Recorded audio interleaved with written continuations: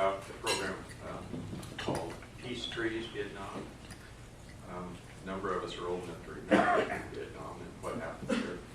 But today we're going to hear a little bit about some of the reconstruction that's going on there. Dan Gilman is going to do our presentation. He's a member of the Peace Trees Vietnam organization. He's a retired public sector labor negotiator. He's a Vietnam veteran and serves on the board of Peace Trees Vietnam and is president of the Greater Seattle Chapter of Veterans for Peace. He's married, has a daughter that graduated from Western Washington this year. And he's going to speak and present some slides also about the work of Peace Trees Vietnam and how he became involved and why the work that it is doing is so important. So let's welcome Dan Gilman.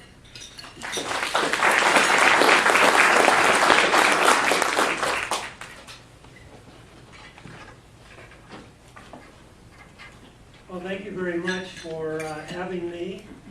I need to start by saying Geraldine Brochure, who is the founder of Peace Trees Vietnam, is since her deep regret that she could not be here today. She has some health issues that she had to take care of, and so she said, "You've got it." And so she was going to do the main part of the presentation, but looks like it falls to me. So thanks for having me. I'm glad to be here. We have a good relationship with Rotarians in the greater Puget Sound area. We have 4 board members who are Rotarians on our board. And in the past, they've participated in raising money for several of projects of Peace Trees Vietnam. And you'll see some of those projects here in the slides today. Well, Peace Trees, I need to figure out exactly how to get this started here. I think I just need the first slide. This presentation usually takes about a half hour. I'm going to try to keep it to about 15 minutes, so it may seem a little rushed, but we want to leave enough time for questions. So, Peace Trees Vietnam is a NGO that's based in Seattle, and I'm going to be talking about what Peace Trees Vietnam does and the importance of the work that they're doing. I came across Peace Trees Vietnam quite by accident. About 10 years ago, I was thinking about returning to Vietnam, like many veterans do. And after the 1995 normalization of relationship, veterans organizations started leading tours of veterans back to Vietnam. And so I was looking around and looking at various Vietnam organizations. And in doing so, I came across Peace Trees Vietnam. And I found what they were doing and the tours that they led over to Vietnam were more compelling than what these veterans organizations were offering. I didn't want to just go back and see the old battlefields or the old base. I wanted to try to connect with people over there and to see what was happening. And so the thing that intrigued me about Peace Trees Vietnam were 2 things. Number one, they were talking about reversing the legacy of that destructive war. And so that was something I had been thinking about for a long time. Coming home from the war, for a long period of time, I didn't think much about it, but then begin to read about it and to talk with others about it. And so the importance of reversing, being part of something that was reversing the destructive legacy of that war was important to me. And so that was one reason. The other reason was that I had not heard much at all about the legacy of all the ordinances, the destructive bombs, landmines, rockets, grenades, cluster bombs, all of these ordinances that were left when we left Vietnam in 1975. I had heard a lot about Agent Orange, and I suppose a lot of you did too, but I hadn't heard much about what we refer to as UXOs, unexploded ordinances. And so I wanted to see firsthand what was happening over there and why this was such a problem. And this certainly isn't to downgrade the whole issue of Agent Orange, because that affected millions of Vietnamese as well as American soldiers. And I think that's probably why we hear more about it, is because it also affected American soldiers. But the problem of UXOs is really resides with the Vietnamese people who live every day with these ordinances in their farm, in their gardens, in their farmland, and in their villages. Let's see if I can work this. So this is who we are. Peace Trees Vietnam was founded in 1995. It's a humanitarian organization working in central Vietnam. And I don't know if you can see that. I think we're having a map a little later, but right in the narrowest part of Vietnam, you know, it's kind of an S shape. It's a very long country, 800 miles of coastline here. But right in the middle was the DMZ, the demilitarized zone. And the province right below the demilitarized zone is the Quang Tri province. And that's where Peace Trees works, in just that one province. And the reason is because it was the most heavily bombed during the war. 40% of all the bombs that were dropped or planted in Vietnam were in Quang Tri province, right? A lot of them still are.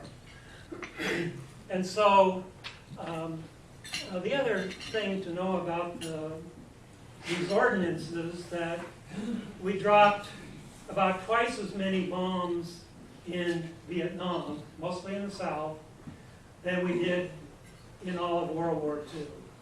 So the country was really littered with bombs and other ordinances after the end of that war. There's just a general statement of what we do: demining, mine risk education, survivor assistance, community building projects in partnership with the people of Quang Tri province. And I'll go into more of those details about those as we go. Here is Geraldine brochure on the left. She's the founder co-founder with her husband, and that's her mother, Ray Shaney. Geraldine lost her brother in the war. He was a helicopter pilot. Not long after he got there to Vietnam, he was killed. And so out of a profound loss, she and her husband decided to do something. They wanted to reach out to the Vietnam people and honor those that had died on both sides of this war. It was a way for them to heal and to build a bridge of understanding and trust with the Vietnamese people. So Geraldine, of course, is on our board, and her mother, Ray, at 95, is still on the board. She went last year to Vietnam for the first time. And you see her here with another mother who lost a son in Vietnam, as they dedicated a library and kindergarten over there. This is where we work, Quang Tri province. Like I said, it's the province right below the demilitarized zone. It's right in the narrowest part. It's only about 30 miles across. The largest city is Dong Ha. It's you could see it right there, kind of in the upper right. It is well, there it says the population of that city. It's not a big city. It's kind of out of the way. Tourists don't normally go to this province unless they want to see the DMZ, the old DMZ that demarked the north from the south. So, and you see from the other slide, the white areas is the area that have been cleared with the mines. So Quang Tri province is a very poor province, one of the most poverty-stricken provinces of all of Vietnam, partially because of all the ordinances and the bombs that are still there. You can't get economic development going if you have landmines and bombs scattered all over the place, if you haven't cleared the land. So if you're going to build a building or do a transit system or whatever you're going to do, you need to have cleared the land and make sure that it is safe for building and development. So the main work of Peace Trees Vietnam is the demining, finding and getting rid of the ordinances that were left over there. You see on the left there is the bomb crater. Those would have been the bombs dropped from the B-52s that were the huge airplanes that left from Guam every day to fly to Vietnam and drop their 180 ordinances of anywhere from 500 pounds to 1,000 pounds. Over here on the right, you see some of the smaller mortars, rockets that were there, that are there. Let's see. So the demining teams kind of work in the old-fashioned way with the handheld metal detectors, and they just go systematically and find the mines, and then they rope off the area, dig them up, deactivate them if they're activated. Funding comes a lot for our demining from the U.S. Department of State Office of Weapons of Removal and Abatement.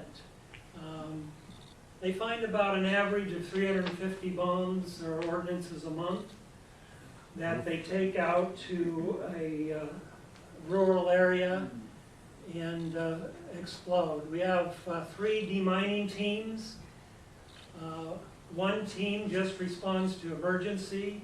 There's a phone number that all the people in Quang Tri province know, and if they come upon something they don't know what it is or looks like a bomb, they will call this number, and the emergency team will go out and find out what it is and if it's activated and whatnot. And so every week, the smaller bombs, they put in a pit, and then from about a half a mile away, they blow those up. If it's the large bombs that were dropped from the B-52s, when they find those, they pack them in sand in a truck and take them out to the beach and explode them there. So who are at risk for these ordinances? Well, farmers. Quang Province is a very rural area, and most people there are subsistence farmers. And so these ordinances are lurking in rice paddies or rubber tree groves or coffee plantations or different places where farmers are trying to eke out a living. Another group of people that are in danger are those that collect scrap metal. And they go out and find scrap metal to make a living, and they come upon these ordinances, and often the ending is not good, in that a lot of them are killed or injured. Also, kids are susceptible because they find what looks like a shiny thing. They think maybe this is a toy. Pick it up, and it can have disastrous consequences. They figure about 10 to 15% of the ordinances that were dropped or put in the ground in Vietnam did not explode. So there's that much of a risk in dealing with these ordinances. One of the things that kids often find are the cluster bombs. I don't know if we have any other Vietnam veterans here, but you probably know the cluster bombs are about a softball-sized metal ordnance that comes out of that is dropped in a huge bomb. And when the bomb gets near the ground, it opens up, and anywhere from 100 to 200 of these, what they call bomblets, fly over about about 3 football field wide area. And these things flutter down, and when they hit the ground, they explode, and sharp metal and ball bearings fly out of these, and are often, of course, they hit anything that's in the area. And because you can't target these just to the so-called enemy. Many civilians die from these cluster bombs, and that's why there's a international treaty to ban cluster bombs. Unfortunately, the United States hasn't signed that. Most of the countries in the world have, but the United States has not signed that treaty yet. So, since the end of the war, about 40,000 Vietnamese have been killed by unexploded ordinances in Vietnam, and over 100,000 have been injured.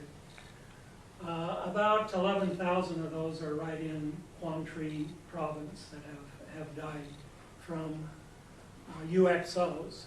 So we have a program of survivor assistance, providing emergency medical treatment, long-term medical and health care,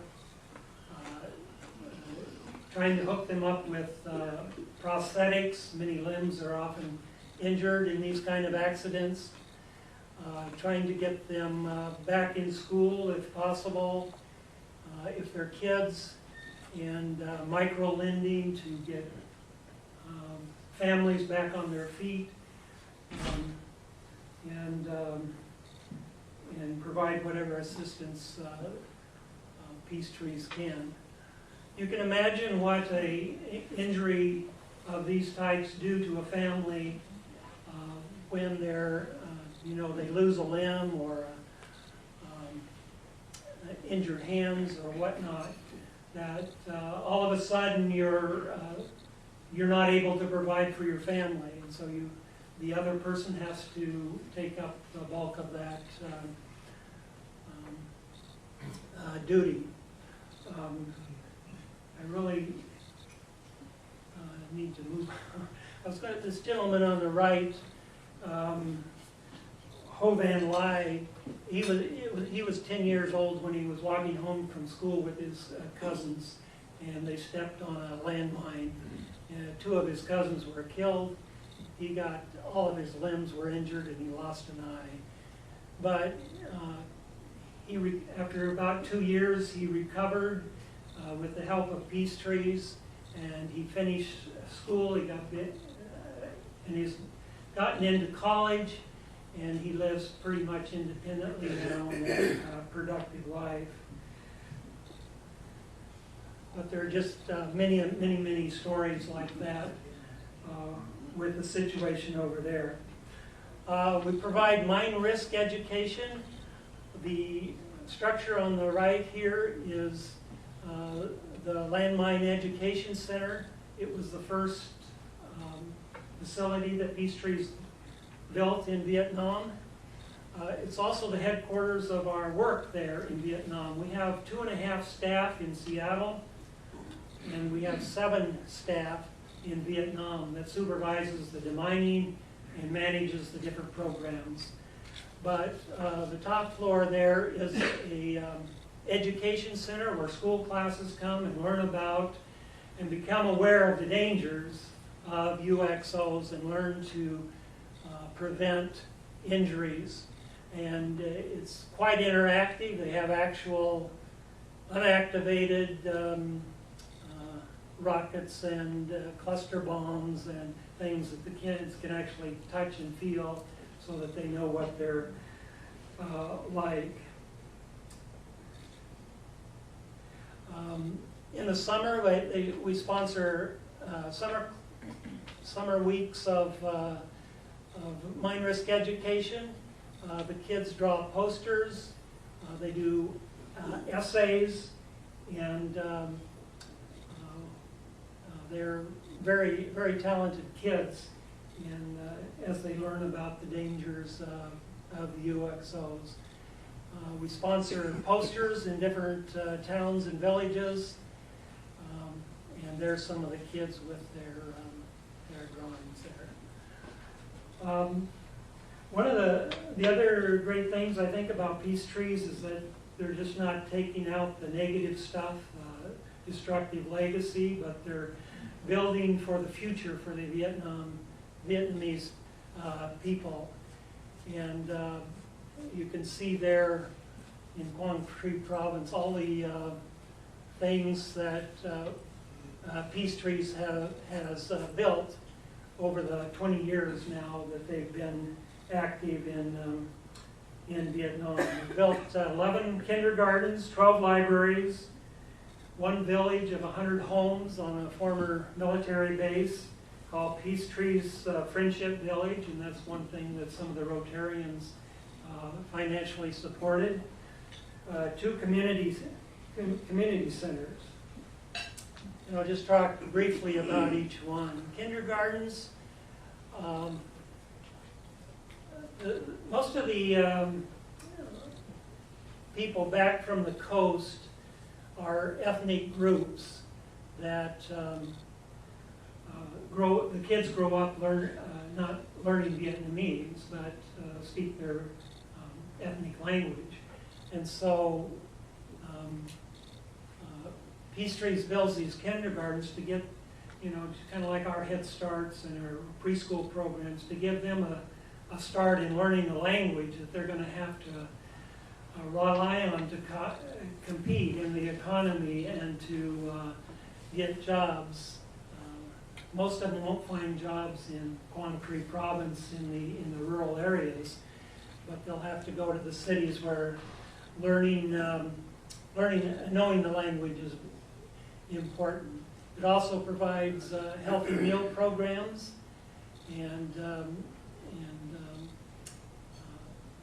it also, there's always a playground that we build with the kindergartens. And those are important because, number one, it's a safe place for kids to play. The land has been cleared, and parents know that that's where their kids won't be in danger. And it's often a gathering place for the villages. Libraries, those are important in the rural areas in Quang Tri Province. There's not a lot of places where they can have books and magazines and computers and places where kids can go to further their education, or adults who can find material that they can read and study. The libraries also become a safe place for domestic violence, and those are used like that on some occasions. I'm going to have to move right along here. There's kids in the library. Community centers. This one is the one on the left is from the Friendship Village. The one on the right here is the most recent one built in Balong Village. The structures, the libraries, the kindergartens, community centers that Peachtree builds are not funded by the organization per se. It's different veterans groups or veterans families, different civic organizations that sponsor building of these kindergarten and libraries. This Balong village, the importance of Balong is that they're having to move the whole village up above a floodplain. Every year their crops, their livestock, even themselves are devastated by these floods from this river where they live. So it's a multi-year project that Vietnam is undertaking in partnership with the Vietnamese government to move this whole village up to higher ground. And this is the thing they wanted first, is a community center to hold meetings, to hold celebrations, to do weddings, for their big Tet celebration, for education, for classes.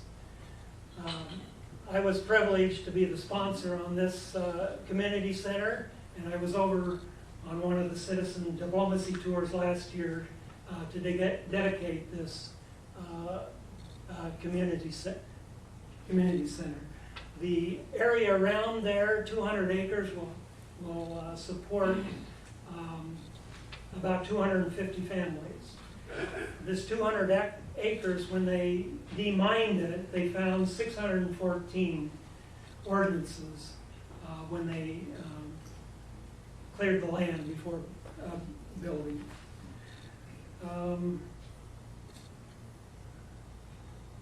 There's again, the houses are beginning to be built there near the community center. Economic development projects, the black pepper farming project. We're working with Costco and Shahali's Snacks to provide pepper plants for families to develop a cash crop so they can have an income. And pepper grows very well there in Quang Tri Province. Microcredit lending, small loans to women in order to create small business enterprises, whether it's a pig, a water buffalo, ducks, all of these things like that help a family not only feed themselves, but also through selling of the offspring what have you, to develop income for their family. Citizen diplomacy tours is one of the neat things that Peace Street does, and you can see how many trips they've done over the 20 years. But the planting of trees is a little more than symbolic, in that they're providing rebirth for land that was destroyed, and provides shade, and helps the soil. So there's some of the folks on the trip, but you also see a lot when you go on these citizen diplomacy trips. There's a lot to see in Vietnam. It's a beautiful country. It has a lot of ancient sites that are fascinating. Going to Hue, the imperial city, and seeing the city there, and the temples, the pagodas, it's just fascinating. Hanoi and Ho Chi Minh City, of course, are vibrant, teeming cities that are just exciting to see and to look at what's going on there. So this is how people, if they're interested, could get involved. Like I say, our facilities that we build are sponsored by different groups or individuals. But one of the great ways to contribute and to understand more of what's going on is to go on one of these citizen diplomacy travel trips. They're about 3 weeks long, and you see a lot of the country. About a week is spent in Quang Tri province, just seeing these programs that Peace Trees have developed over the years, as well as meeting people. And we do have dinners with some of the local people there. You have on your table a card, an envelope, which is our annual luncheon that's on November 10th. And that's where a lot of our funding comes from for the operation of Peace Trees. So that's Peace Trees in a nutshell. It's a little faster than I usually do it, but thanks for your patience. And do we have time for a few questions? Yes, we do. Okay.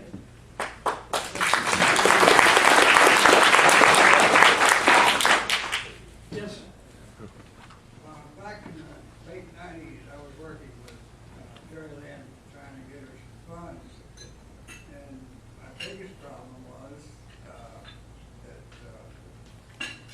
Rotary International would not match funds to any project where there was not a Rotary Club member, at least one member, to inspect and supervise. Are there any Rotary clubs there yet? You mean the local Rotary would have to sponsor the organization? Yeah, an on-site club member would have to inspect the, Well, we have 4 members on the board, Rotary. it had to be an in-country club member. It has to be in Vietnam. Oh, It they has have to be to, in this you have province. Rotaries over there? All over the world. Oh. Well, I'll have to talk to Geraldine about that. I mean, I don't, that's, Another question over here. okay. What's the cost for the 3-week trip? It's about, I think it's about $3,000 plus the airfare, get over there. Yeah, and everything's included. Your in-country travel, all meals, all hotels, everything's covered. Yes? Are they using any dogs to do bomb ordnance protection?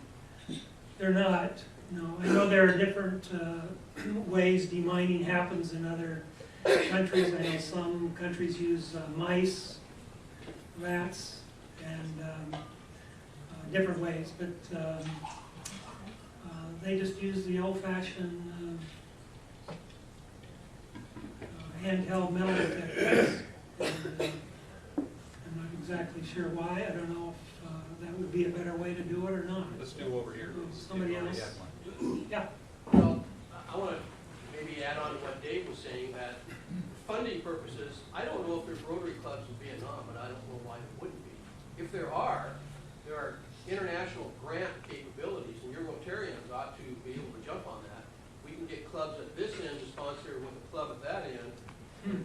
Rotary Foundation will help fund that. And so there's some opportunities for funding if there are Rotary clubs in Vietnam. okay, well, I'll be speaking to them about that. Thank you for that. One more question. And David? we probably ought to take somebody new, Oh, huh? did you get yours ready? Yeah. Okay. Unless there's nobody else. Okay. These ordinance problems in Vietnam look extraordinary, but the country of France has a standing organization of about 300 members who do nothing but go around the country and dig up the same sort of ordinance that has been planted there all the way back to the Franco-Prussian War in 1890s. Yeah. Yeah, there are there are three or four other international demining organizations in Vietnam working and is also in the Quang Tri province. But even with all that demining work, there's still about 85% of it that still needs to be cleared to be safe and productive land. Thank you, Dan. You're